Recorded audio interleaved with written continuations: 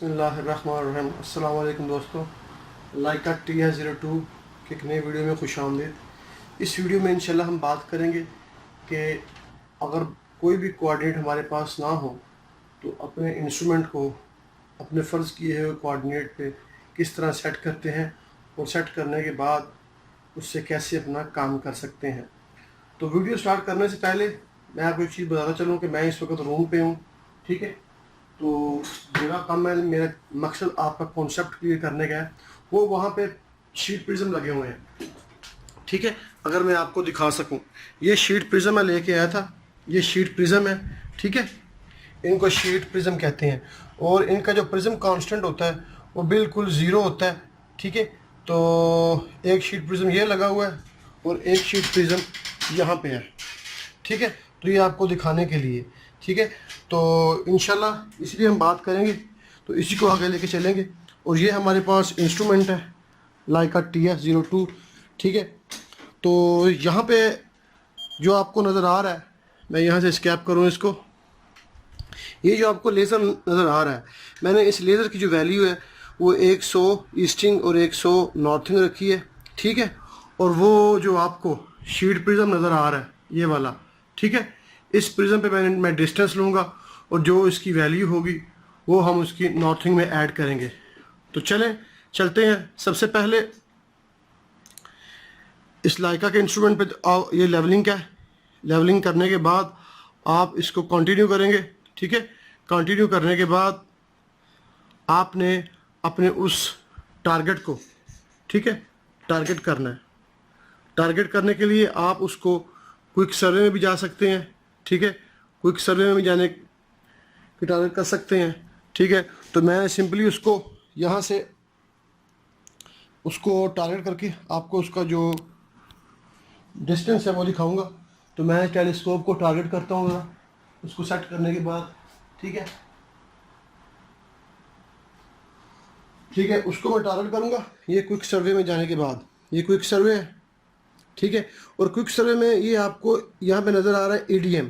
ये EDM क्या चीज़ है, क्योंकि हमारे पास वहाँ पे जो प्रिज्म है वो शीट प्रिज्म है, तो आपको ये कॉर्नर पे भी नज़र आ रहा होगा, ये उसने प्रिज्म का जो मैंने साइन है वो अंदर से शीट प्रिज्म किया हुआ है।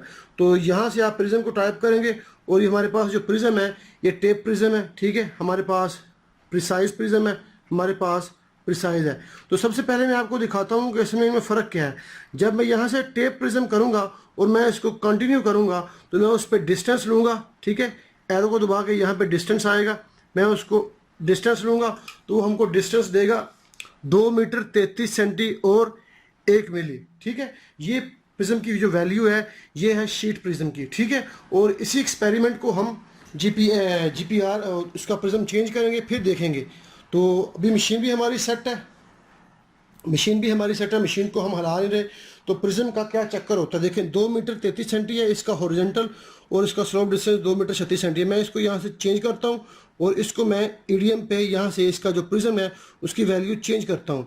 अभी देखिए हमारे पास प्रिसाइज प्रिज्म है GPR, उसकी जो कांस्टेंट वैल्यू है वो है -34। तो मैं इसको कंटिन्यू करता हूँ, कंटिन्यू करके अब यहाँ पे मैं इसको डिस्टेंस लूँगा। तो देखिए डिस्टेंस की वैल्यू जो है ना वो 2 मीटर 29 सेंटी आ रही है, ठीक है। इसका मतलब है 29 सेंटी 7 मिली और जो हमारी 7 और 3 यानी 3 सेंटी का यहाँ पे फ़र्क पड़ गया है। तो जब हमने इंस्ट्रूमेंट सेट करना होता है ना, तो ये जो बार बार प्रिज्म के बारे में कहता हूँ ना, वो प्रिज्म की यही वैल्यू होती है कि अक्सर औक़ात क्या होता है कि आप लोग जब काम कर रहे होते हैं, ठीक है, तो आप लोग वहाँ पे जब रिसेक्शन करते हैं तो अगर आप ये वाला प्रिज्म यूज़ कर रहे हैं, ठीक है, तो इसकी वैल्यू कुछ और होगी, ठीक है। अगर आप छोटा मिनी प्रिज्म यूज़ कर रहे हैं तो उसकी वैल्यू कुछ और होगी। अभी हमने अपने इंस्ट्रूमेंट को बिल्कुल नहीं छेड़ा, वो वहाँ पे प्रिज्म लगा हुआ है, मिनी प्रिज्म है, वो शीट प्रिज्म है, ठीक है। और वहाँ पे हमने जब उसकी ओरिजिनल प्रिज्म किया है तो उसकी वैल्यू से उसको टारगेट किया है, तो हमको जो डिस्टेंस दे रहा था वो 2 मीटर और 33 सेंटी का दे रहा था। और जैसे ही हमने उसकी प्रिज्म की वैल्यू को चेंज किया है, प्रिज्म की वैल्यू को यहाँ पे चेंज करके दूसरा प्रिज्म किया है, तो चूँकि वहाँ पे प्रिज्म कुछ और था, हमने उस यहाँ पे प्रिज्म को चेंज किया है और उसकी वैल्यू कुछ और हुई है। तो वो जो हॉरिजॉन्टल डिस्टेंस था जो उस प्रिज्म से और प्रोटोस्टेशन के दरमियान वो चेंज हो गया।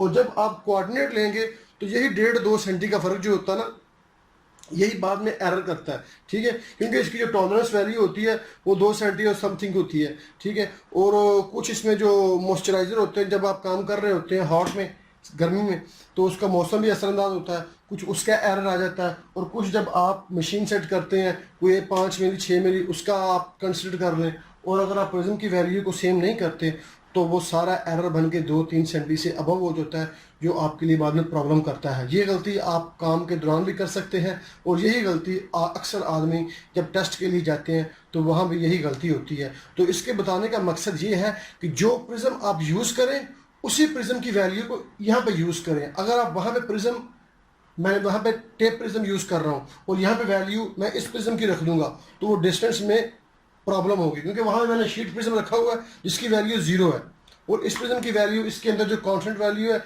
वो है -34, ठीक है, और 34 यानी 3 सेंटी समथिंग है। और जब मैं इस प्रिज्म को वहाँ पे रखूँगा और टोटल स्टेशन के अंदर यानी बात करने का मकसद है कि अगर मैं वहाँ पे प्रिज्म शीट रखूँगा, शीट प्रिज्म, और यहाँ इसके अंदर जो इसकी वैल्यू है वो मैं, जैसे मिसाल के तौर पे ये राउंड, ये नीचे आपको हल्का सा कांस्टेंट का नज़र आ रहा होगा -34.4, ये असल में इस प्रिज्म की वैल्यू है, ठीक है। और जो प्रिज्म सामने लगा हुआ है उसकी वैल्यू हमारे पास क्या है, उसकी वो आप यहाँ पे टेप करेंगे, ठीक है, टेप प्रिज्म, और ये उसकी कांस्टेंट वैल्यू है 0.0, ठीक है। तो यही 3-4 सेंटी का फ़र्क होता है। और ये बहुत चीज़ समझने वाली है कि कोशिश करें कि जब आप काम कर रहे हैं, रिसेक्शन कर रहे हैं, अगर किसी इंटरव्यू के लिए गए हैं तो प्रिज्म कांस्टेंट की क्या वैल्यू होती है वो आपको कंफर्म होना चाहिए। वो कैसे कंफर्म होगा, आप जो भी प्रिज्म यूज़ करेंगे उसके पीछे एक उसकी स्पेसिफिकेशन होती है प्रिज्म के बारे में, ये कि ये इस प्रिज्म की कैटेगरी क्या है, ठीक है।